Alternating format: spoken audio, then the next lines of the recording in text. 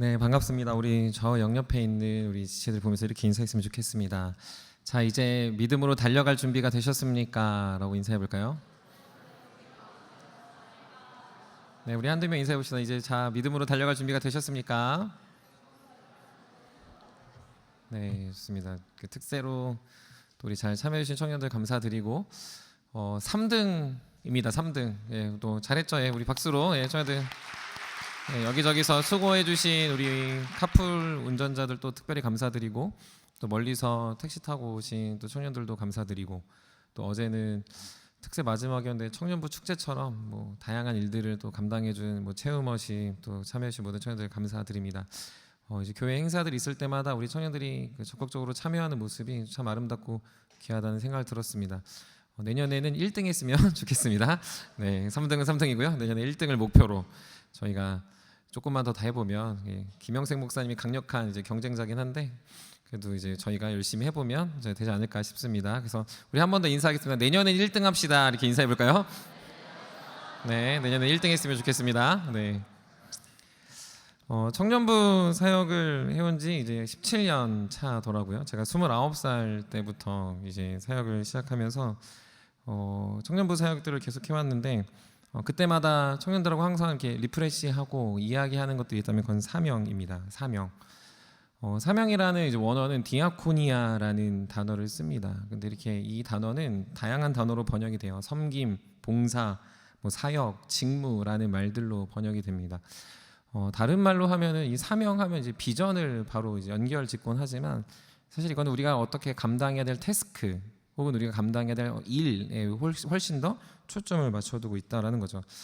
우리가 이제 오늘까지 세우민 신앙 첫걸음을 하고 다음부터는 저도 이제 본문으로 우리가 강해 설교를 하려고 하는데 이런 마음이 들 것 같습니다. 사명이라고 말하니까 사역도 뭔가 이렇게 우리가 부탁하고 뭔가 행사를 할 때 일 시키는 것도 굉장히 힘들게 감당하고 있는데 이 워딩 자체가 우리한테 큰 답답함으로 다가올 때가 있습니다. 답답해하는 여러분들이 믿음이 없는 게 아니라 사명이라는 단어가 우리에게 그렇게 무겁고 어찌 보면 굉장히 진중해 보이는 단어이기 때문에 그럴 수 있습니다. 여러분들도 아마 들어보셨겠지만 이국종 교수가 쓴 골든 아워라는 책이 있습니다. 이국종 교수 아시나요? 옛날에 아주대의 중증 외상 센터를 운영했고 그것으로 인해서 이제 지역별 권역 그 응급실이 생기게 됐고 뭐 헬기를 도입해서 경기도는 우리가 그렇게 앉혀야겠다라는 이야기들을 했던 분이죠. 뭐 여명작전이라는 그 특별한 작전에서 실제적으로 어떤 환자들을 살려내기도 했고, 근데 그 사람의 삶을 조명하거나 다큐멘터리를 보면 그 사람은 중증 외상 환자에 미쳐 있는 사람이라는 걸 단번에 알게 됩니다. 그는 사실 중증 외상 환자라는 것에 초점을 맞추는 것으로 끝나는 게 아니라 중증 외상 환자의 대부분이 아주 연약하고 그 사회적 고립되어 있는 사람들인데 그들을 사회가 놓고 있기 때문에 이 사명을 놓칠 수 없다. 그래서 자신의 인생을 갈아넣고 자신의 팀이 갈아넣는 일들을 하고 있다라는 인터뷰를 본 적이 있습니다. 단순히 더 아픈 사람을 돌보는 게 아니라 그 아픈 사람의 대다수가 사회적으로 소외된 사람들이기 때문에 일일 노동자 아니면 건설 근로자 혹은 더 어려운 일을 해야지만 하루하루를 사는 사람들을 자신이라도 돌보지 않으면 안 되겠다라는 사명으로 그 일들을 지금까지 그리고 지금은 제가 알기로는 군대 이제 병원에 소속된 것으로 알고 있습니다.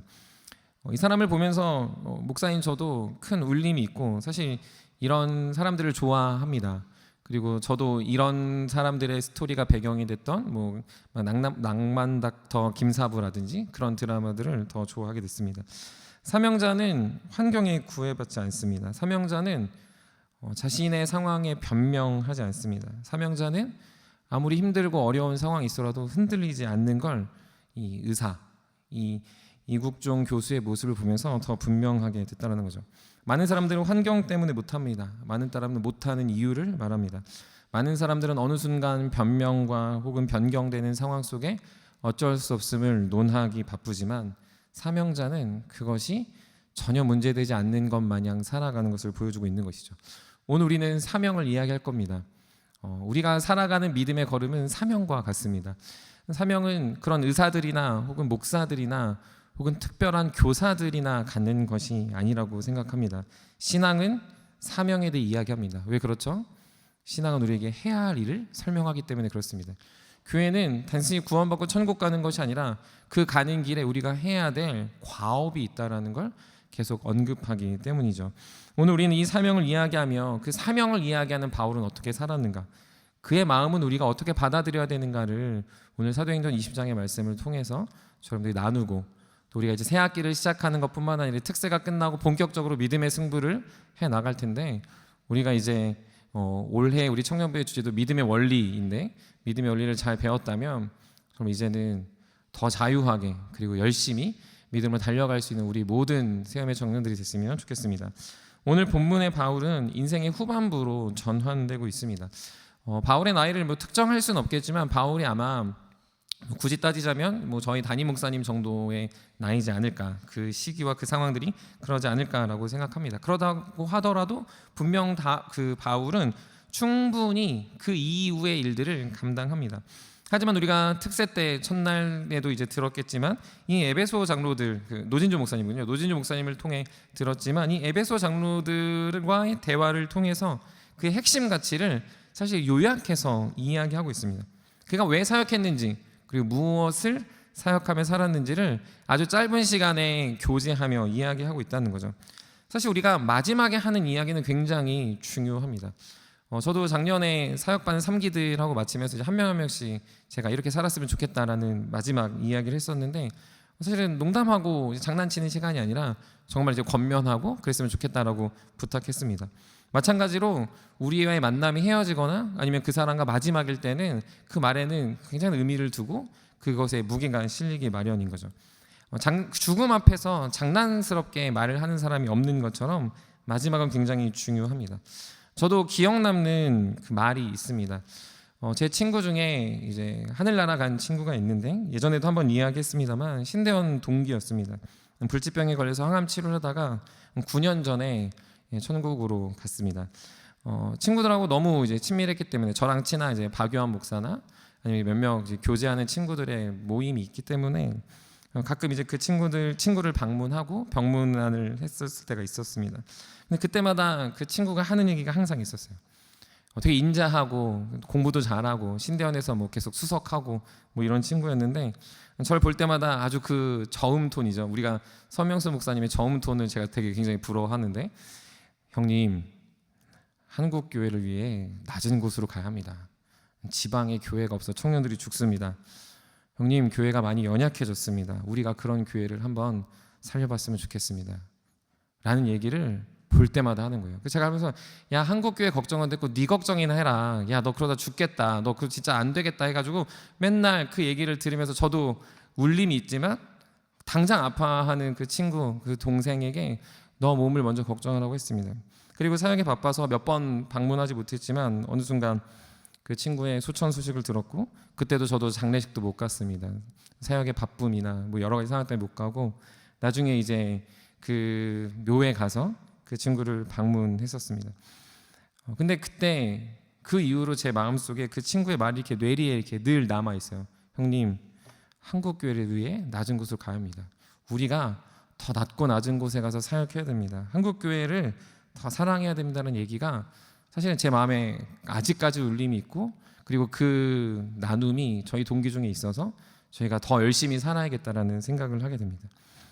이 마지막 말에는 그런 울림이 있고 강력함이 있다라고 생각합니다.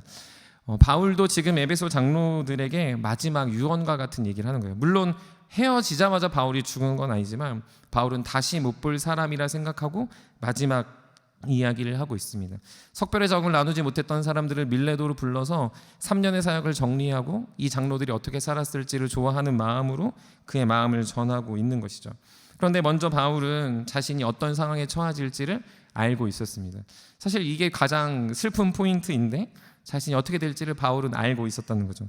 우리 본문 한번 찾아봤으면 좋겠는데요. 사도행전 21장입니다. 사도행전 21장 10절부터 12절 말씀 우리 한번 같이 읽어봤으면 좋겠습니다. 사도행전 21장 10절부터 12절 말씀 우리 한번 같이 읽도록 하겠습니다. 우리 여러분의 성경책을 보고 같이 읽었으면 좋겠습니다. 읽겠습니다. 시작. 여러 날 머물러 있더니 야가보라 하는 한 선지자가 유대로부터 내려와 우리에게 와서 바울의 띠를 가져다가 자기 수족을 잡아매고 말하기를 성령이 말씀하시되 예루살렘에서 유대인들이 이같이 이 띠 임자를 결박하여 이방인의 소녀 넘겨주리라 하거늘 우리가 그 말을 듣고 그곳 사람들과 더불어 바울에게 예루살렘으로 올라가지 말라 권하니. 사실 이 말은 어떤 선지자를 통해서 하고 있는 이야기지만 아마 바울은 기도하며 그 자신의 상황 속에 이런 상황에 처할 거라는 걸 자기도 충분히 하나님부터 또 자신의 상황 속에 확신했을 겁니다. 바울 스스로가 거짓이 아닌 이상 이 상황을 인지하고 있었을 것이고 자기가 예루살렘에 들어가면 반드시 결박된다는 건 알았지만 바울은 오히려 그곳으로 자신의 인생을 죽음으로 내몰고 있다는 거죠. 우리가 누군가가 무엇을 선택할 때 이국종 교수가 자신의 삶을 내려놓고 중증 외상 환자들을 위해서 밤낮 없이 일하는 걸 볼 때 그 사람의 사명이 드러나는 것처럼 바울은 자신의 생명을 내려놓고 지금 자신이 예루살렘으로 가고 있으면서 자신의 죽음을 선택하고 있을 때 그의 사명이 드러나고 있다는 거죠. 이 선택을 통해 바울이 왜 이렇게 살았는가, 그는 왜 그렇게 살 수밖에 없었는가를 그의 선택과 그의 삶을 통해서 우리에게 증언하고 있는 것이죠. 바울은 왜 그렇게 살고 있습니까? 바울은 왜 이런 죽음의 길, 죽을 수밖에 없는 길, 모두가 말리는 길로 바울은 가고 있습니까? 바울은 자신이 말한 것과 그리고 사는 것에 일치된 삶을 살아내고 있다는 거죠. 하나님의 뜻에 순종하는 삶이 무엇인지를 말했던 바울은 자신이 직접 하나님의 뜻에 순종하는 인생이 되었습니다. 하나님의 뜻이 반드시 이루어질 걸 알았던 바울은 자신의 인생에 하나님의 뜻이 이루어지도록 날마다 자신을 내어 던질 줄 아는 용기 있는 사람이었다는 거죠. 자신은 계속 하나님 나라의 도구라는 것을 말했던 바울은 자신은 그저 도구에 지나지 않았다라는 걸 본인의 삶을 죽음으로 내몰 수 있었던 가장 강력한 원동력이 되었다라는 겁니다. 바울이 쓴 로마서 14장 8절 저도 좋아하는 말씀입니다. 나는 살아도 주를 위하여 살고 죽어도 주를 위하여 죽나니 그러므로 나는 사나 죽으나 주의 것이로다 라고 말했던 바울은 그들 앞에서 나는 죽기 싫어요 라고 말한 게 아니라 살든지 죽든지 괜찮다라고 말했던 그의 삶은 실제로 죽음의 길을 갈 수 있는 믿음의 태도를 보여주고 있다는 거죠. 지금 에베소 성도들은 무엇을 들었을까요? 에베소 장로들은 바울이 그 말하는 걸 보면서 이 사람은 죽으려고 환장했구나라고 느낄까요? 바울의 말이 참이구나, 저게 진짜구나, 우리도 죽음의 순간이 올 때 혹여 내가 주님을 따르다가 무언가가 나에게 어려움이 다가오고 답답함이 올 때 저렇게 살아야 되는구나라는 걸 바울의 인생의 뒤안길을 보며 그의 선택을 보며 저렇게 살아야 된다는 사명을 발견할 수 있었다는 거죠. 사랑하는 세움 여러분, 우리는 많은 말을 합니다. 많은 말을 하고요, 그 말에 우리는 책임지지 못할 때가 많이 있습니다. 물론 많은 말을 하다 보니 책임지지 못하는 것이 당연하다라고 생각할 수 있지만 사실 하나님 우리에게 주신 삶과 말은 반드시 연결되어져야 합니다. 우리가 농담을 무조건 지켜야 된다 이런 이야기를 하는 건 아닙니다만 우리가 여러분들의 믿음 안에서, 말씀 안에서, 샘터 안에서 우리가 각자의 믿음의 결단을 했다면 그에 걸맞는 삶이 수반되는 인생을 살아가야 된다는 거죠. 그런 삶을 살아갈 때 그 삶은 인격이 됩니다. 인격은 누적되어 그의 사명으로 발견될 수 있다는 거죠. 사랑하는 세움 여러분, 오늘 우리는 사명에 논할까요? 그거는 사명이라는 것으로 끝나는 게 아니라 우리가 지금 말하고 있는 주님 사랑합니다, 주님 없이는 제 인생은 안 됩니다, 주님 저를 도와주셔야 됩니다, 제가 주님의 복음을 위해 살겠습니다는 그 말에 여러분들의 그 말에 삶이 결부되어 살아갈 때 그 여러분들의 인격이 되고 인격이 여러분들의 성품이 되고 그것이 여러분들의 사명으로 드러나는 놀라운 현장이 우리 삶에 나타나길 간절히 축복합니다. 그러므로 바울처럼 여러분들 말과 삶이 일치되는 삶으로 살아가 여러분들 안에 있는 사명을 각자가 잘 찾아내고 드러내고 그리고 깨달을 수 있는 은혜가 올 한 해 충분히 그리고 충만하게 있기를 간절히 축원합니다. 그렇다면 바울은 이렇게 강력하게 말하고 있는 사명, 바울이 말하고자 했던 사명, 바울이 우리에게 꼭 들어야겠다라고 말하는 사명은 무엇일까요? 그것은 다른 것이 아닙니다. 여러분들도 많이 알겠지만 제가 오늘 이 설교를 다시 하는 이유는 우리 공동체가 한 번 더 점검해야겠다라고 생각해서 이야기합니다. 여러분 한번 따라해 볼까요? 영원한 것. 한 번 더 시작. 영원한 것. 다시 해볼까요? 시작. 네, 바울이 말하고 있는 영원한 것이 그의 사명이었다라는 거죠. 영원한 것은 사실은 쉽게 보이지 않습니다. 쉽게 발견되지 않는 거죠. 이 얘기를 하면서 제가 늘 얘기하는 한 사람이 있습니다. 이제 여러분들 귀에 못이 박히도록 알고 있을 텐데 짐 엘리엇이라는 사람이고요. 영화로는 창끝이라는 영화가 있습니다. 이 사람이 젊은 시절에 자신의 일기에 쓴 이런 말이 있습니다. 영원한 것을 얻기 위하여 영원하지 않은 것을 버리는 자는 바보가 아니다. 다시요. 영원한 것을 얻기 위하여 영원하지 않은 것을 버리는 자는 바보가 아니다 라는 얘기했다는 거예요. 근데 이 사람은 어떻게 산 줄 아십니까? 글만 멋들어지게 쓴 게 아니에요.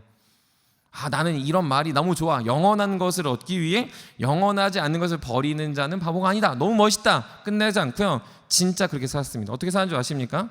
그는 젊은 나이를 선교하기 위해 살았습니다. 단순히 선교가 아니고요.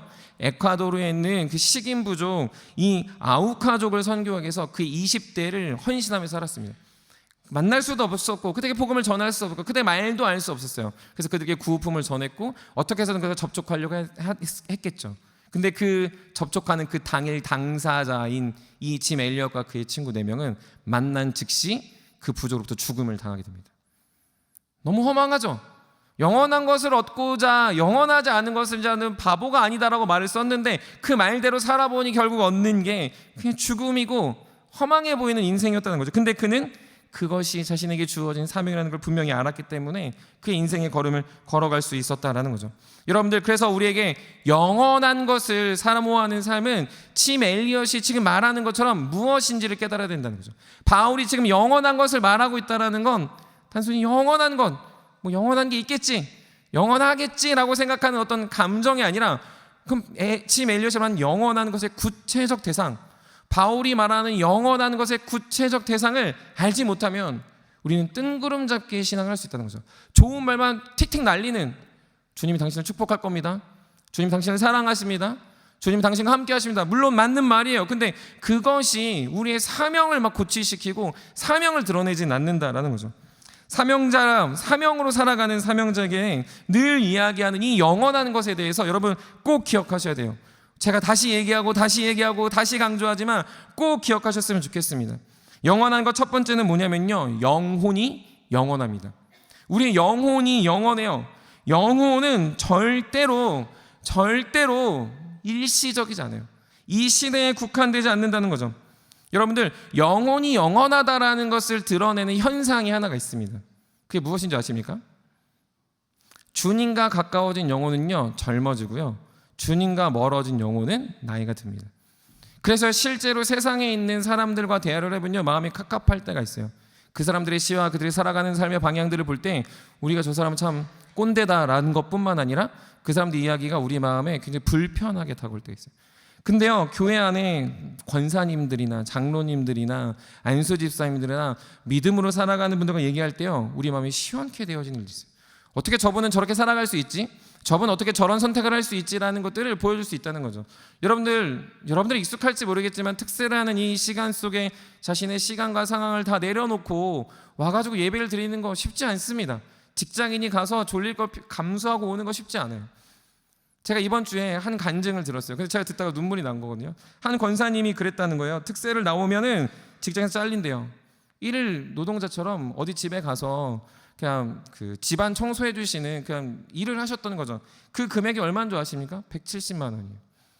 근데 계약을 연장해야 되는데 아침 일찍부터 가야 되니까 특세를 드리면 못 가고, 특세를 드리면 거길 갈 수 없고, 특세를 드리면 거기서 그 담당하시는 분이 당신 이제 못한다, 그러니까 그냥 특세 가지 말고 와서 일주일만 있으면 이제 이거 정규직으로도 전환될 수 있고 더 좋은 집을 갈 수 있다라고 했다는 거예요. 근데 그 금액이 고작 170만 원. 어떻게 보면 170만 원 우리에게는 되게 큰 돈일 수 있고 작은 돈일 수 있겠지만 권사님이 그 얘기를 듣는 순간 뭐냐면, 그러면은 제가 드리지 않겠습니다. 제가 거기서 일하지 않겠습니다 하고 특세를 2주 풀로 참석하신 거예요. 제가 그 권사님이 안전으로 봤거든요. 그 얘기를 교구 목사님께 들었는데 눈물이 나는 거예요. 눈물이. 그 권사님의 영혼이 제 뒤에서 봤는데도 막 이렇게 너무 밝게 보이고, 우리 청년들도 저랬으면 좋겠고, 나는 이 특세를 그렇게 대하고 있나가 막 생각이 들었습니다. 그 영혼의 아름다움이 누군가한테 눈물이 되고 감동이 되고 진한 향기가 된다는 거죠. 왜요? 영혼은 영원하니까 생명력이 불어넣어질수록 향기가 나고 드러나고 일어나게 된다는 거죠. 근데 세상의 영혼들을 보면 썩은 내가 진동합니다. 안타까움이 있고요, 그들을 보면 교제하고 싶지 않아요. 나는 저런 어른이 되지 않을 거야, 나는 저런 사람이 되지 않을 거라고 말하는 대부분의 영혼은요, 주님과 멀어진 영혼들이라는 거죠. 여러분, 그래서 이걸 볼 때 우리가 뭘 알 수 있습니까? 영혼은 영원합니다. 계속 아름답게 갖고 가는 영혼은 점점 젊어져요. 시간을 역행하는 일들이 일어나는 거죠. 그런데 주님과 멀어진 영혼은 아무리 젊어도 젊은 꼰대처럼 답답하고 불편하고 이기적인 사람들이 드러나게 된다는 것이죠. 여러분, 기억하십시오. 영혼이 영원합니다. 여러분들의 영혼이 영원하기 때문에 영혼을 가꾸는 청년들의 인상과 말과 성품과 생각은 아름답고 향기 나는 인생들이 될 수 있다는 거죠. 두 번째는 교회가 영원합니다. 교회가 영원하다라고 말하면 사람들이 착각을 합니다. 금강교회가 영원할 거야, 이건 아니에요. 금강교회가 망하겠다, 이것도 아니지만 금강교회가 영원하다는 게 아니라 하나님 나라, 하나님의 교회는 반드시 영원하다라는 겁니다. 언제부터였을까요? 그건 아담과 하와 때부터 하나님은 가정교회로부터 출발해요. 지금까지 영원히 교회를 지키고 있습니다. 교회라는 명칭이 그 아담과 하와 때 생기진 않았겠죠. 하지만 그 광야의 백성들의 교회, 이스라엘이라는 교회, 예수님 이후에 있는 신약의 교회는 계속 같은 맥락 안에서 하나님 나라의 백성의 모임을 의미하고 있습니다. 교회가 이 시대의 상황에 커지기도 했고 약해지기도 했고 위축되기도 했고 욕먹기도 했고 자라기도 했습니다. 하지만 역사 속의 교회는 사라진 적이 단 한 번도 없었다는 거죠. 창조 때부터 지금까지 교회는 계속될 거고요, 주님 오실 때까지 교회는 계속 지속될 것입니다. 왜 그렇죠? 주님을 믿는 모든 사람들은 연합하여 함께 지어져가고 함께 하나님의 나라를 세워가는 사람들로 가장 작은 하나님의 공동체를 세워갈 때 그곳에서 진짜 이곳에 하나님이 무엇을 일하시는지를 반드시 배우기 때문이죠. 많은 사람들이 이거를 굉장히 패급 취급합니다. 아, 교회는 썩었어, 교회는 별로야, 교회는 없어져야 돼, 아, 이제 한국 교회는 망했나 봐 라고 말할지 모르겠지만 그 말이 아무리 팩트로 들어서 진실이 할지 모르나 여러분들, 그 교회는 영원하다라는 걸 잊어서는 안 됩니다. 내가 아무리 평가하고 당대의 그 기준으로 내가 그것들을 나쁘다 평가할지 모르겠으나 하나님은 그런 교회를 피값 주고 사랑하시고 그 교회를 주님 오실 때까지 이끌어 가신다는 거죠. 공동체가 불편하다, 공동체가 힘들다, 공동체가 너무 개인을 배려하지 않는다라고 느낄지 모르겠으나 하나님은 함께 지어져가는 교회를 통하여, 그런 성도들을 통하여, 그런 가정을 통하여 그런 하나님 나라를 계속 이뤄 가시기 때문이죠. 바울은 그래서 영원한 것에 그 교회를 두습니다. 에베소 장로들이 그 교회를 그렇게 사랑하라고, 한 시대만 풍미하는 교회가 아니라 영원한 하나님의 교회가 되라고, 영원한 그들의 믿음이 영원토록 지속될 수 있게 해달라고 그들에게 계속해서 교회의 영원성을 부여하고 있는 것이죠. 마지막은 무엇입니까? 우리가 잘 아는 하나님과 그의 복음이 영원합니다. 하나님은요, 우리가 잘 아는 시공간을 초월했죠. 어제도 계시고 오늘도 계시고 앞으로도 계신, 특세 오신 분은 알겠지만 1층에도 있었고 4층에도 있었고, 이 말을 아는 분은 특세 오신 분입니다. 시공간을 초월하신 분이에요. 시간이라는 그 울타리를 벗어나서 영원 전부터 영원까지, 이것을 성경적인 표현으로 얘기하면 알파와 오메가 되셨다라고 이야기합니다. 하나님은요, 영원하세요. 그래서 시간을 구애받지 않으시죠. 언제나 무소부재하시고 언제나 시간을 초월해서 일하시죠. 근데 그 하나님 일하실 때 하나님은 그것을 복음으로 설명하세요. 하나님이 계시다라는 걸 굿뉴스인 거죠. 유한한 사람들끼리 치고받고 싸우는 게 끝이라면 너무 이건 헬인 거예요. 너무 지옥인 거죠. 끝이 없으니까. 그래서 그냥 이 시대만 잘 살고 끝내자라고 하면 너무 두려운 거겠지만, 영원하신 그분이 모든 걸 주관하고 있은 우리의 마음에 평안과 안정과 기대와 소망이 생기는 이유입니다. 그래서 그분이 계속 복음을 전하시죠. 유한한 우리에게 영원한 내가 있다, 영원한 나의 인도함이 있다, 영원한 나의 계획이 있다라는 걸 영원히 계속 얘기하죠. 여러분들, 하나님의 계획이 오늘 당장은 아니지 몰라도 여러분들 인생을 붙잡고 계시다는 그 놀라운 믿음이 우리 안에 있을 때 담대함이 생기는 것처럼 그분의 영원성은 저 여러분들에게 붙잡아야 되는 강력한 근거가 된다는 것이죠. 그래서 하나님께 투자하는 인생은 망하지 않습니다. 요즘 우리가 주식을 많이 하지만 주식으로 해서 망하지 않으려고 열심히 노력하잖아요. 근데 더 망하지 않는 완벽한 우량주는 하나님이라는 거예요. 왜요? 하나님은 태초전부터 세대 말 모든 주님 오실 그날 마지막까지 계속 우상향, 그분의 영원성과 그분의 가치와 그분을 붙잡는 건 실패할 일이 없는, 실패할 확률이 제로에 수렴하는 그 놀라운 가치가 우리에게 있다라는 것이죠. 여러분들, 그러므로 이 세 가지를 기억하셔야, 영혼이 영원하고 교회가 영원하고 하나님과 그의 복음이 영원하다라는 것을 바울은 그의 메시지를 통해 우리에게 전달하고 있습니다. 28절에 보면요, 양떼를 삼가라라고 이야기합니다. 영혼에 관한 이야기입니다. 28절 후반부에 보면요, 피로 사신 교회다라고 이야기하며 교회에 대해서 이야기합니다. 35절 후반부에 보면 말씀이 너희를 세운다라고 이야기하며 하나님에 관해서 이야기하고 있습니다. 바울은 자신의 마지막에 이 세 가지 이야기하고 싶었던 거예요. 영혼과 교회와 하나님. 마지막으로 내가 누군가한테 무엇을 말한다면 영원한 게 있어. 너희 영혼이 중요하고 성도들이 중요해. 그리고 교회가 중요해. 그리고 하나님은 영원해. 하나님이 너희를 붙잡으실 거야라는 말을 하며 마지막으로 어떻게 보면 얼굴 보는 에베소 장로들에게 그의 메시지를 던져주고 있다는 것이죠. 먼저 우리는 양떼를 삼가라, 영혼을 위해 살아가는 것에 대한 사명을 한번 살펴봐야 됩니다. 여기서 삼가다라는 말이 굉장히 어색합니다. 양떼를 삼가라. 근데 더 어색한 게 있는 말이 뭐냐면요, 오늘 본문에 보면요, 너희를 위해서, 나 자신을 위해서, 스스로를 위해서 양떼를 삼가라라고 이야기하고 있다는 거죠.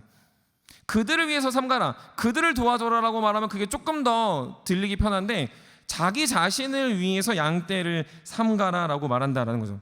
사실 여기서 번역된 단어는 와치아웃이에요. 조심하라는 거죠. 이 삼가라는 거는 먼저 그들의 앞을 열어주고 그들을 소유한 자처럼 그들을 잘 가꿔가는 것을 이 삼가다라는 것으로 되어져 있습니다. 사실 이 삼가라는 말에 우리가 이 말 자체가 있지만 명령형이에요. 적당히 삼가 주겠니? 삼가 줬으면 좋겠다. 너희가 좀 도와줬으면 좋겠다라고 말하는 거예요. 삼가야 한다. 왜? 너희 스스로를 위해서라고 이야기하는 거죠. 여러분들, 이건 쉽지 않습니다. 부모가 되는 게 쉽지 않고요, 목동이 되는 것도 쉽지 않고요, 누군가의 리더가 되는 거 쉽지 않아요. 샘터장을 올해 처음 시작한 리더들도 다 경험하고 있겠지만 처음 리더가 되는 거 굉장히 쉽지 않습니다. 모든 사람들이요, 무언가를 자신의 삶 하나를 잘 건사하는 것도 힘든데 누군가를 위해서 살아가는 거 너무 힘든 거죠. 그래서 그런 사람들은 잘 살아가려고 하잖아요. 근데 나를 위해서 영혼을 삼가라는 것은 왜 그럴까요? 여러분 혹시 생각해 보셨나요? 그 사람을 위해서 삼가는 건데 왜 그 일이 나에게 유익이 될까라고 혹시 생각해 보셨나요? 왜 바울은 그것이 나에게 유익이 된다고 얘기하고 있을까요? 여러분은 양떼를 삼가는 일을 한 번이라도 해본 사람이 깨닫는 게 있습니다. 그건 무엇인 줄 아십니까? 내가 이런 양떼였구나라는 걸 깨닫는 것이죠. 양떼를 위해 삼가본 사람에게 주어지는 놀라운 은혜는 뭐냐면요, 너무 힘들어가 아니에요. 도저히 못하겠다 아니고요, 내가 이런 양떼구나라는 걸 깨달아. 나도 별 수 없구나라는 걸 깨달아 하나님의 목자 되심을 깨닫게 된다는 거죠.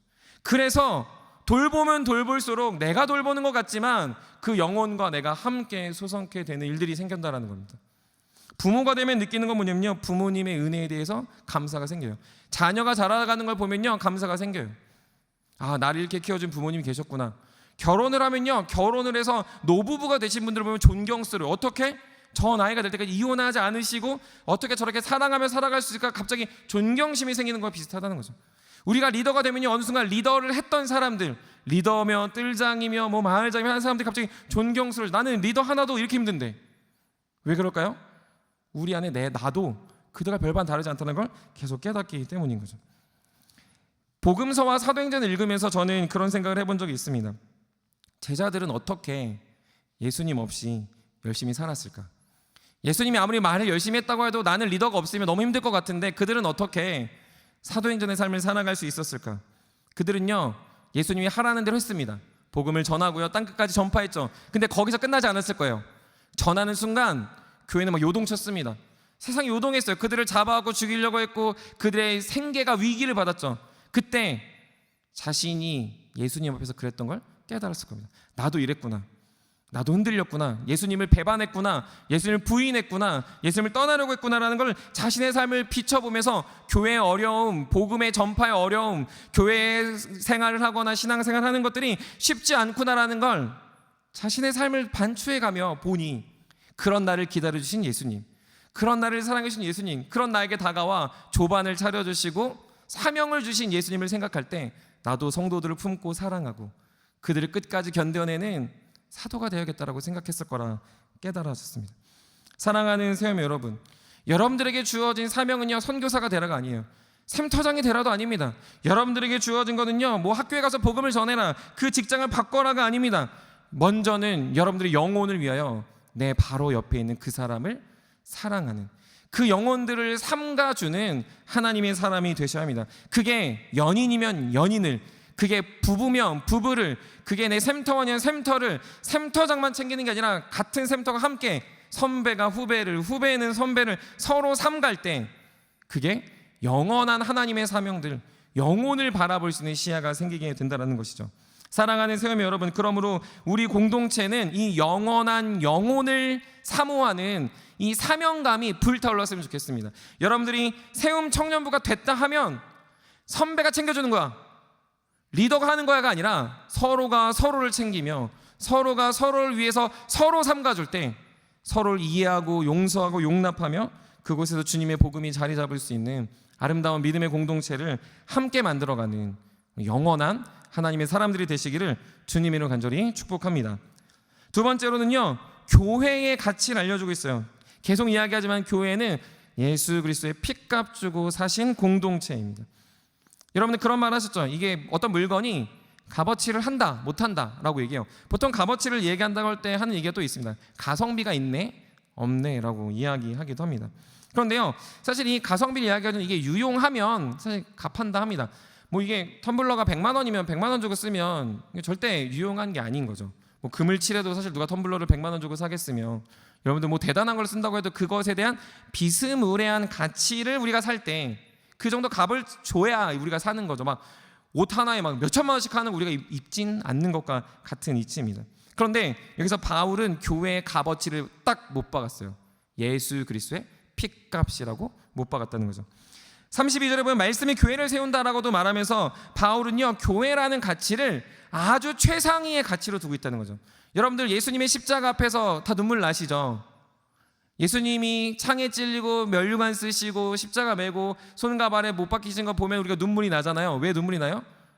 그분의 피값이, 그분의 피 흘림이 그분의 생명을 내어줬다는 걸 우리가 알기 때문에 주님의 신자들은 그걸 보면서 가만히 있을 수 없습니다. 눈물이 나고 감동이죠. 근데 그분의 피값은 교회와 동일시 된다는 거죠. 여러분, 이건 굉장히 중요한 이야기가 있습니다. 왜 그러냐면 많은 사람들이요, 교회를 패급 치부하거든요. 교회의 가치를요, 그냥 1,000원, 2,000원, 여러분이 내는 헌금의 수준 정도 생각하는 거. 내가 뭐 헌금 이만큼 했는데 교회가 어떻게 이럴 수 있냐라고 말하는 사람도 있고요. 내가 교회에서 얼마나 지냈는데 교회가 나한테 이렇게 할 수 있냐라고 말하는 사람도 있습니다.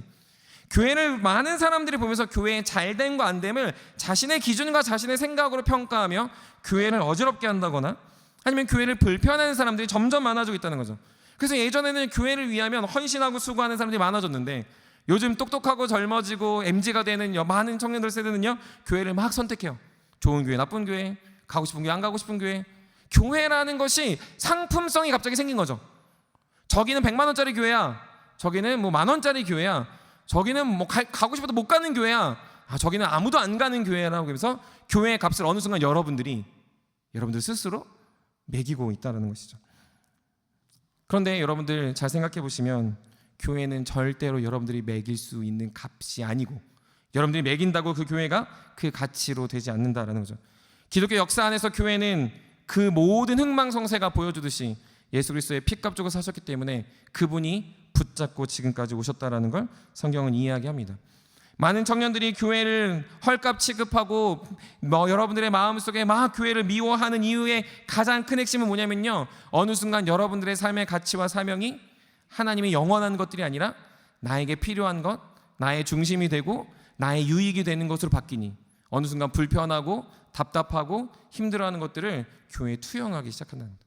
내가 만드는 교회, 내가 만들고 싶은 공동체, 내가 원하는 이상적인 유토피아를 교회에 막 투영해요. 그래서 교회가요, 뭐하고 있는 줄 아십니까?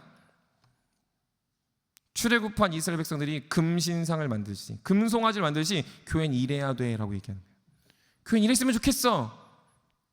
교회는 그런 게 없습니다. 교회는 주님이 피값 주고 사셨고 그분이 통치하시고 그분을 예배하고 그분을 기뻐하고 그분 안에서 함께 자유하며 모든 죄를 주 앞에 토설하고 그분의 피값을 우리도 깨끗해지는 것, 그것이 교회의 가치인 거지. 여러분들이 투영한 무언가, 여러분들이 이루고 싶은 무언가, 여러분들의 욕망이 투영되는 무언가가 교회가 돼서는 그건 교회일 수 없다라는 것이죠. 사랑하는 세움 여러분, 교회를 평가하기 전에 교회를 사랑하고 교회를 위해 여러분들의 삶을 내어던질 수 있는 사명자들이 되시길 간절히 소망합니다. 예수님이 피값 주고 사신 이 교회를 통해서 여러분들이 이 교회를 끊임없이 지켜나갈 때 그곳에서 내가 얼마나 부족하고 연약한지, 그리고 우리가 얼마나 그 예수 그리스도의 피값 주고 사신 이 교회의 영광스러움이 나의 삶을 지배하고 이끌어 가는지를 배워갈 수 있는 청년들이 됐으면 좋겠습니다. 그래서요, 바라기는 여러분들이 교회 안에 있을 때 교회를 더 뜨겁게 살아가는 일들을 배워가셨으면 좋겠어요. 여러분들을 후원하거나 기도해주는 권사님, 집사님, 안수 집사님, 장로를 보면요, 되게 단순한 거 있습니다. 인사하는 거, 인사. 안녕하세요, 인사하는 거죠. 감사를 표현할 때 가서 여러분들 돈을 줄 거예요? 뭘 할 거예요? 인사하고 밝게 웃어주고, 돌아다니는 많은 사람들 보면서 그 사람들을 보면서 인사하고 반갑게 맞아주는 거. 교회에 오는 사람들을 사랑하고 교회를 섬겨나가는 그 선택들을 통해서요, 교회를 사랑하는 마음들이 하나하나 생기고 그 안에 우리의 공동체가 가치 있는 공동체로 탈바꿈하게 되더라는 거죠. 더 나아가서 교회에서 하는 일들에 적극적으로 참여하는 겁니다. 그것이 내 눈에 보기 좋든 안 좋든 할 것 없이 교회가 영원하고, 그 영원한 교회를 피값 주고 사셨다면 교회가 가는 방향은 영원한 방향인 거죠. 근데 사람들이 다 거기서 머뭇머뭇합니다. 이건 왜 하는 거야? 이건 왜 하는 거지? 이건 왜 이렇게 하는 거야? 저건 이래서 안 되고 저건 이래서 안 되고라고 말하기 전에 그곳에 여러분들의 마음을 넣고 걸어가다 보면 어느새 영원한 교회가, 영원하신 하나님의 사명된 이 교회가 여러분들을 영원한 사명자로 바꿔가는 놀라운 축복과 은혜를 배울 수 있게 된다는 거죠. 청년들이 계속 꼭 기억하셨으면 좋겠어요. 두 가지죠. 하나는 여러분들 다니면서 교회에 보는 모든 사람들을 향해서 인사하고 기뻐하고 서로 환대하는 공동체를 만드는 겁니다. 두 번째는 교회가 무언가를 진행하고 감당할 때 여러분들이 적극적으로 참여하며 그 교회의 방향성에 내가 한 배를 타는 것.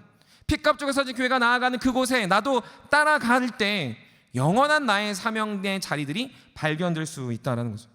여러분들 그런 삶을 선택할 때 여러분들 안에 교회가 영원하구나, 나의 욕심, 나의 중심성을 내려놓고 교회를 따라갈 때 그것이 나의 삶의 기준이 되고 삶이 되는구나라는 것을 배울 수 있다라는 것이죠. 바울은 계속해서 그런 이야기를 하며 저 여러분들에게 교회를 사랑하라, 교회를 끊임없이 지켜내라라고 이야기하고 있습니다. 여러분들 이렇게 살아가는 삶 속에 위로가 있습니다.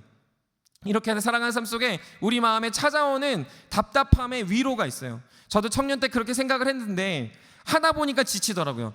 샘터장하고 리더하고 뭐 하다 보니까요, 어느 순간 나만 하는 것 같고, 나만 불편하고, 나만 시간 빼고, 나만 돈 없어지고, 나만 직장 못 얻을 것 같고, 나만 뭔가 못하는 것 같은 두려움이 엄습해서요, 어느 순간 교회가 영원한 건 알겠는데 이거 언제까지 하지라는 생각이 내 마음에 찾아오더라고요. 그때 주님이 저한테 주신 말씀입니다. 우리 한번 말씀 찾아봤으면 좋겠는데요, 요한계시록 22장 12절부터 16절입니다. 우리 한번 말씀이 좀 긴데 우리 한번 같이 한 목소리 읽어봤으면 좋겠습니다. 요한계시록 22장 12절부터 16절 말씀 우리 한 목소리로 우리 같이 읽겠습니다. 시작. 보라, 내가 속히 오리니 내가 줄 상이 내게 있어 각 사람에게 그가 행한 대로 갚아주리라. 나는 알파와 오메가요, 처음과 마지막이요, 시작과 마침이라. 자기 두루마기를 빠는 자들은 복이 있으니 이는 그들이 생명나무에 나아가며 문들을 통하여 성에 들어갈 권세를 받으려 함이로다. 개들과 점술가들과 음행하는 자들과 살인자들과 우상숭배자들과 및 거짓말을 좋아하며 지어내는 자는 다 성 밖에 있으리라. 나 예수는 교회들을 위하여 내 사자를 보내어 이것들을 너희에게 증언하게 하였노라. 나는 다윗의 뿌리요 자손이 곧 광명한 새벽벌이라 하시더라. 아멘. 12절하고 16절을 자세히 보면요, 내가 줄 상이 내게 있어 각 사람에게 그가 행한 대로 갚아주리라. 뭘 행한 걸 갚아준대요? 교회를 위하여 살아간 사람들에게 갚아주신다는 거죠. 16절에 나 예수는 교회를 위하여 내 사자를 보냈다 얘기합니다. 여러분들 영광스럽지 않습니까? 여러분들이 인사하는 거, 여러분들 교회가 하는 것에 여러분들 마음을 합하는 거 되게 없어 보이거든요. 별로 이렇게 가치 없어 보여. 하다 보면요, 여러분만 하는 것 같아요. 근데요, 잊지 마십시오. 가치가 있고요, 하나님이 기억하시고요, 행한 대로 반드시 기억하십니다. 그래서 영원한 거예요. 그래서 교회를 위해 수고하고 헌신하는 것이 청년의 시기에 너무 강조해도 지나치지 않습니다. 우리 사랑하는 세움의 청년들은 그렇게 교회의 영원함을 깨달아 그 사명자로 살아가는 우리 모든 청년들이 되시기를 주님으로 간절히 부탁합니다. 마지막으로는요, 하나님이 영원하십니다.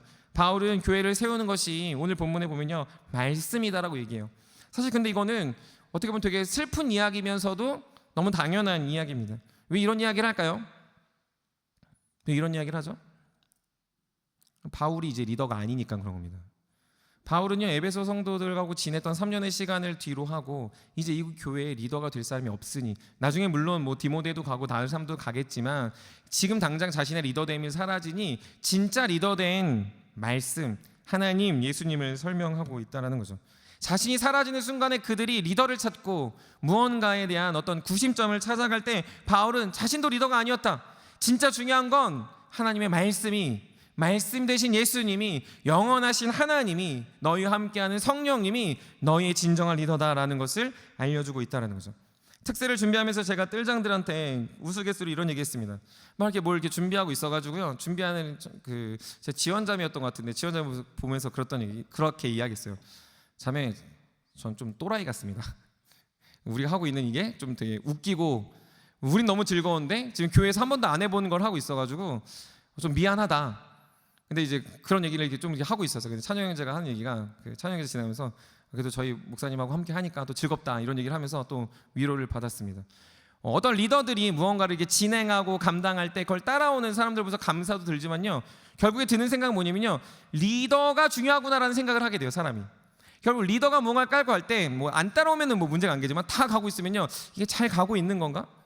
이게 지금 잘 선택한 건가는 고민하게 되고요, 따라오는 사람들도 애잔하면서 미안하고 고마우면서 또 뭐 이렇게 불편한 마음들이 같이 공존하게 된다는 거예요. 그래서 이 마음들이 우리 안에 같이 있다 보니까 리더에 대한 생각들을 너무 많이 해요. 좋은 리더가 필요하다. 리더가 없으면 공동체가 망하겠다. 정말로 탁월한 리더는 우리한테 반드시 하나님이 주셔야 된다는 생각들을 하게 됩니다. 물론 좋은 리더가 있어야 합니다. 좋은 리더를 통해서 하나님의 공동체를 좋게 이끌어 가시긴 합니다. 그런데요, 간과하지 말아야 되는 게 있습니다. 그게 무엇인지 아십니까? 말씀이 없다면, 말씀 대신 하나님이 없다면, 그분의 복음이 없다면, 그분의 이끄심이 없다면 그 공동체는 산으로 가는 공동체라는 거죠. 여러분들, 우리가 성경을 보면서 오해하는 거 하나가 있어요. 우리가 성경에 보면요, 아합 나쁜 놈, 아수르 왕 나쁜 놈, 뭐 바벨론 왕 나쁜 놈 이렇게 생각하잖아요. 우리가 성경을 보면서요, 나쁜 왕국들, 우리 막 제국들의 왕들을 보면서 이 사람들은 왜 이런 거야라고 생각하지만 세계 역사를 볼 때 그들은 제왕들입니다. 능력 있고요, 대단하고요. 아합 왕은요, 그 나라를 부국강병하게 했어요. 오늘날로 따지면은 경제를 발전시킨 거죠. 근데 성경은 그들을 악하다고 평가하니까 우리도 마치 그들이 능력 없고 뭐 재수 없고 별 볼일 없는 걸로 생각하지만, 사실은 세상은요 그렇게 리더를 추구했다는 거죠. 그래서 리더를 따라가는데 하나님 없는 리더, 하나님이 이끄시지 않는 공동체는요 반드시 악한 평가를 받게 되어 있다라는 것이죠. 그러니 우리는 무엇을 기억해야 됩니까? 리더를 달라가 아니고요, 하나님이 우리를 이끌어 달라. 하나님이 나의 목자가 되어달라. 하나님의 영원하심이 나의 삶에 개입해 달라라고 기억해야 된다는 것이죠. 그 하나님의 이끄심이 없이는 우리는 결코 영원한 삶을 살 수 없을 뿐더러 영원한 하나님의 가치를 이룰 수도 없고, 우리의 삶 속에 하나님의 복음을 위해 사는 것도 나타나지 않기 때문입니다. 사랑하는 새우매 여러분, 여러분들은 샘터장 이끌 받는 게 아니에요. 더 나아가서 심영보, 박종관 이끌림 받는 사람이 아닙니다. 그렇다고 해서 김영삼 목사님 이끌림 받는 사람이 아니에요. 하나님이 사용하시는 담임 목사님, 심영보 목사, 박종관 목사를 통해 여러분들이 이끌림 받고 있는 거죠. 여러분들 말씀의 자리에 저라는 사람을 올려놓으면 안 돼요. 여러분들의 삶에 어떤 샘터장이 더 우선순위에 올라가서는 안 돼요. 여러분들의 삶의 우선순위는 반드시 하나님의 말씀이 나를 이끈다라는 사실을 까먹는다면, 그것들을 기억하지 못한다면 여러분들은 어느 순간 리더를 찾거나 리더의 부재에 여러분들은 답답해한다거나, 좋은 리더에는 환호하지만 나쁜 리더에는 손가락질하는 여러분들 그런 악한 성도들이 될 수 있다는 것이죠. 주 안에 사랑하는 여러분, 그러니 영원하신 말씀이 여러분들의 영원한 리더 되어 이끌림 받는 그런 자리에 여러분들이 영원히 거하는 사명자들이 되셨으면 좋겠습니다. 그 말씀을 영원하다는 깨달은다면 하나님 사랑, 예수님 사랑, 성령님의 이 동행하심을 기억하면서 여러분들의 삶이 단순히 그냥 내 뜻, 내 생각, 어떤 리더를 잘 따라가겠다라는 것이 끝나는 것이 아니라 하나님이 무엇을 원하시는지를 깊이 고민하며 여러분들의 삶 속에 하나님의 복음의 역사들이 나타날 줄 믿습니다. 그러니 여러분들, 이 말은 단순히 리더 다 무시해라가 아니에요. 리더를 누가 이끄는지, 그리고 나를 누가 이끄는지를 바울은 기억하라고 알려주고 있는 것입니다. 주 안에 사랑하는 세움 여러분, 지금 방금 얘기한 영혼, 교회, 하나님의 말씀, 복음, 이것은 영원합니다. 이것들을 갖추고 이것들을 내 마음에 심어놓고 살아가는 사람들은 사명자예요. 하지만 이것들이 없이 살아가는 사람들은 그 사람들은 그냥 이 땅에 왔다가 지나가는 사람에 지나지 않는 거죠. 더 중요한 것은 사명자의 삶을 보면 향기가 나고 변화가 있고 그 삶의 걸음걸음마다 은혜가 있습니다. 그러나 이것들을 다 놓치고 살아가는 사람은 분주하게 살아가는 그냥 바쁜 청년에 지나지 않는다라는 사실이죠. 사랑하는 세움의 청년들은 이렇게 사명자로 살아가는 청년들이 되셨으면 좋겠습니다. 여러분들의 삶의 선택에 영혼이 살아나고 교회가 살아나고 하나님의 말씀이 드러났으면 좋겠어요. 이거는 이 본문에 없습니다. 제가 이제 적은 거 없는데요. 진짜 간절히 부탁하는 건데 이런 게 있습니다. 뭐냐면 목사님이 시켰어, 이게 아니에요. 물론 제가 시키기도 합니다. 근데 여러분들 마음속에 목사님의 말을 통해 하나님이 말하는 길이었으면 좋겠습니다.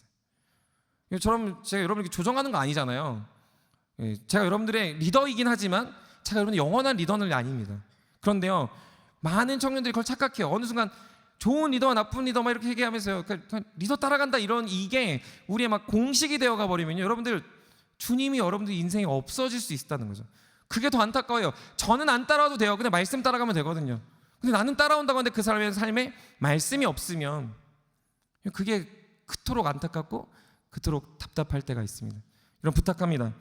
여러분들 말씀 따라가는 여러분들의 삶에 제가 도움이 됐으면 좋겠습니다. 말씀 따라가는 여러분들의 예배에 이 청년부 예배가 여러분들의 그 등을 밀어주고 날개도 친 듯 바람이 부는 그런 자리가 됐으면 좋겠습니다.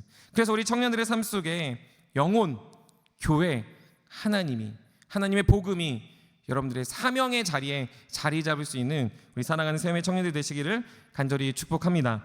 말씀을 마무리합니다. 어린 시절 가장 듣기 힘든 질문은 너 커서 뭐 될래? 였습니다. 그때마다 저는 답을 이렇게 했어요. 과학자요. 그리고 중학교 때부터는 프로그래머였습니다.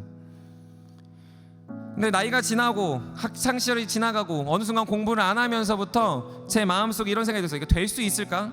그래서 누가 너 뭐 될래? 어디 대학 갈래? 전공 뭐 할래? 라고 말하면요, 회피했습니다. 못할 것 같아서, 안 될 것 같아서, 꿈꾸는 건 사치인 것 같아서, 나에게 비전은 없는 것 같아서였습니다. 요즘 저도 아들에게 묻습니다. 도겸아, 너 뭐 하고 싶니? 라고 말하면요, 도겸이는 한 5가지 이야기합니다. 이것도 하고 싶고 이것도 하고 싶고 이것도 하고 싶고 이것도 할 수 있어. 그 뒤에 붙입니다. 난 다 잘할 것 같아 라고 얘기해요. 도겸이의 꿈은 뭔지 아십니까? 5가지가 아니에요. 군대를 안 가는 겁니다. 군대를 안 가는 방법 5가지를 찾은 거죠. 그 아들 보면서 이제 또 도전도 받고 그러는데요. 저는 비전이 없었거든요. 꿈이 없었고 그런 건 그냥 공부 잘하는 애들의 전유물이라 생각했습니다. 어느 대학을 가서 어떻게 살겠다 요 정도를 얘기하지 못하면 안 된다라고 생각했습니다. 20살 때 훈련을 받으면서 제 인생에 큰 변화가 있었는데 그건 뭐냐면 여러분들이 지금 말하고 있는 꿈, 비전, 사명 이런 거였어요. 그걸 말해줬던 사람은 짐 엘리엇이었고요. 그 일기 한 줄은 제 마음에 확 박혔습니다. 영원한 것을 위하여 영원하지 않는 것을 버리는 자는 바보가 아니다. 나는 영원한 것을 과연 손에 쥐고 살아봤는가라는 생각이 들었고, 나는 대학교 어떤 그냥 프로그래머 그냥 돈 많이 버는 거를 꿈꾸며 살지만 결국 이룰 수 없다라는 답답함, 제 마음에 그 한 줄 문장은 제 인생의 문장이었고 제 20대 책상의 맞은편에 딱 정확히 붙여두고 살았습니다. 그러면서 다가온 말씀이 먹든지 마시든지 주의 영광을 위해 하는 것, 살아도 주를 위해 살고 죽어도 주를 위해 사는 것, 내가 주님 앞에 새로운 피조물이 되어 끝나는 것이 아니라 이 세상의 빛이 되어 소망이 되는 하나님의 전달자가 되는 것이 제 인생에 자리 잡아 지금까지 살아오고 있습니다. 그때부터요, 누군가가 너 뭐 할래? 라고 대학생 시절 말한다면 전 이렇게 얘기했습니다. 복음 전하는 사람이요, 저를 통해서 하나님의 교회가 세워지는 사람이요, 누군가한테 친구가 되어주는 사람이요, 제가 버는 돈을 통해서 누군가를 살려내는 사람이요 라고 말했습니다. 그럼 반드시 물어봤어요. 그게 무슨 삶이야? 그래서 뭐 하겠다고? 그냥 그렇게 살겠다고요. 나는 그냥 돈 벌든 뭘 하든 어디에 있든 어떤 직업을 가지든 어디에 있었는지 상관없이 나는 무조건 이거 하겠다고요. 그냥 복음 전하고 누군가 살리고 돈이 있으면 누구 먹이고, 그래서 주님 교회 세우고 함께 헌신하고 함께 하나님 사랑하면서 살겠다고요 라고 말했습니다. 근데요, 그 말에 제일 강력하게 반대하신 분이 계셨어요. 누군지 아십니까? 저희 아버지. 너 한량이냐 그랬습니다. 너 뭐 하려고 그래? 막 분노가 막 치밀어 올랐죠. 그때 주신 말씀이 아까 요한계시록 말씀입니다. 영보야, 하나님이 저한테 이렇게 얘기했어요. 영보야, 행한 대로 갚을 거야. 그렇게 사는 삶이 영원한 거라고 했습니다. 가끔 청년들을 신방하면 그래, 목사 언제부터 목사 되려고 하셨어요? 그러면요, 저는 20대 마지막쯤 교회와 이 영원한 가치를 위해 살아갈 때 어느 순간 제 마음에 하나님이 저를 강권하셔서 부르심에 저는 목회를 했습니다. 저는요, 목회 안 했으면 아까처럼 살았을 거예요. 돈을 가지고 교회 헌신하고, 나의 재능을 가지고 누군가를 돕고, 내가 가는 곳에 내가 정말 아름다운 성품으로 하나님 살아계셔서 증거하고, 내가 걸어가는 모든 자리에 내가 좋은 친구가 되어 그리스도인들은 믿을만하구나라는 걸 증거하는 사람이 되어야겠다. 돈을 벌면 세상에 펑펑 쓰는 게 아니라 그걸 가지고 누군가를 후원하고 누군가를 돕고 누군가를 세워내서 기독교인은 누군가의 친구가 될 수 있구나라는 것을 20대 때 품었어요. 부끄러웠죠. 실력이 없어서 일어나 내가 살아가는 게 내가 그냥 내 스스로를 변명하는 거나라는 생각들을 했습니다. 근데 그렇게 살다 보니까요, 이 앞에 건 변하지 않는데 뒤에 게 바뀌더라고요. 복음을 위해 사는 삶에 옛날에는 학생이고 프로그래머였고 그랬는데 지금은 목사인데 앞에 거는 그대로라는 거죠. 뒤에 건 계속 바뀔 수 있어요. 지금은 아빠가 됐고요, 남편이 됐고요, 지금 여러분들의 목사가 됐습니다. 뒤에 건 계속 바뀌어요. 근데 앞에 게 바뀌지 않으니 20살 때 만났던 사람이나 신대원 때 만났던 동기들이나 그 이후에 만났던 모든 사역지에 있는 청년들과 말할 때요, 똑같이 얘기해요. 늘 똑같이 얘기합니다. 그리고 똑같이 교제해요.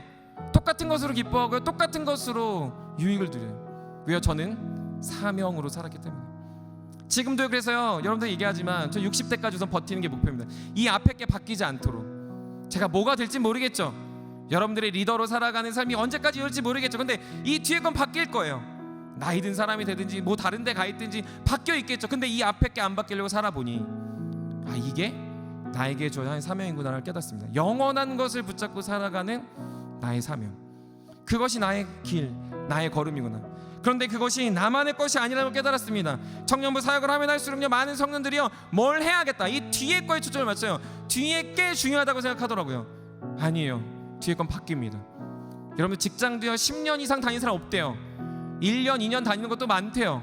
그럼 뒤에 건 계속 바뀔 거예요. 근데 앞에 게 안 바뀌어야 됩니다. 앞에 거에 있는 영원한 가치를 계속 투영하고 살아가는 사람이 하나님이 주목하는 인생이 된다는 거죠.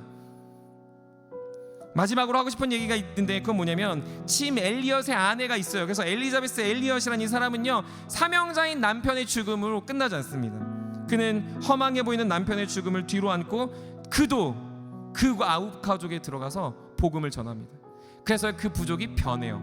침 엘리엇 때는 안 변했는데 아내 엘리자베스 엘리엇 때는 그 부족이 변화가 되더라고요. 침 엘리엇은 허망하게 살았습니까? 침 엘리엇은 인생 종친 겁니까? 인생 그냥 허비한 겁니까? 아니에요. 사명자의 삶이 그 눈에 보기에 아무것도 아닌 것처럼 보였지만 사명은 연결되어 영원한 복음, 영원한 하나님의 교회, 영원한 하나님을 드러내는 연결다리가 된다는 거죠. 사랑하는 청년들이 그렇게 사셨으면 좋겠습니다. 여러분들 이제 올해부터 우리가 믿음으로 걸어갈 텐데 여러분들의 마음속에 이런 담대함이 있었으면 좋겠습니다. 대학 때문에 주눅 들지 마시고요, 연봉 때문에 주눅 들지 마세요. 여러분들의 집과 여러분들의 환경 때문에 위축되지 마세요. 여러분들이 지금 이룬 것과 이루지 못한 것 때문에 답답해하지 마세요. 앞에가 명확하다면, 영원하신 것이 명확하다면, 여러분들의 인생에 걸어가는 그 걸음이 명확하다면 반드시 그건 이어지고 연결되고 확장되고 드러나고 분명해집니다. 바울의 인생이 점점 영원한 것들을 드러냈던 것처럼 우리 세움 청년부 한 사람 한 사람의 삶은 하나님의 복음과 그 은혜 안에서 더 선명해질 거예요. 근데 안타까운 건 뭐냐면 이걸 고정해 놓지 않고 뒤에 걸 바꾸잖아요. 여러분의 삶이 계속 오리무중이 됩니다. 계속 꼬이고요, 꼬여요. 뒤에 거에 계속 초점을 맞춰서 이게 되면 이거 할 거야, 이게 되면 이거 할 거야 그러잖아요. 아무것도 안 됩니다. 계속 쳇바퀴 돌아요. 뭐가 나의 비전이지, 뭐가 나의 꿈이지, 어떻게 살아야 되냐 많이 고민해요. 근데 청년들이 정작 아무것도 못하고 결국 교회를 떠난다거나 교회를 비판한다거나 복음과 무관한 삶을 살아가는 걸 너무너무 많이 봤습니다. 사랑하는 세움 여러분, 부탁합니다. 영원한 것이 여러분들의 사명이 돼요. 여러분들의 삶을 살아낼 수 있는 복된 청년들 되시길 간절히 축복합니다. 주의 자녀로 살아가십시오. 그렇게 살아가는 인생이야말로 주님이 상 주시고 기억하시고 여러분을 통해 그 사명이 연결될 수 있습니다. 우리가 올 한 해 그런 삶을 드러내고 나타내는 우리 청년들 되길 간절히 부탁하고, 특별히 샘터 안에서 이런 영원한 것에 대한 나눔과 영원한 것에 대한 이 소망이 올 한 해 우리 안에 계속해서 이었으면 좋겠습니다. 내가 어떻게 영혼을 살릴 수 있지? 내가 어떻게 하면 교회를 섬길 수 있지? 내가 어떻게 하면 하나님의 말씀에 붙들려 살 수 있지? 이게 여러분들의 영원한 가치 되어, 영원한 사명 되어 믿음으로 걸어가는 우리 세움의 청년들의 앞걸음을 축복하고 간절히 기도합니다. 우리 다 같이 일어나서 우리 찬양하며 기도하러 나아가도록 하겠습니다.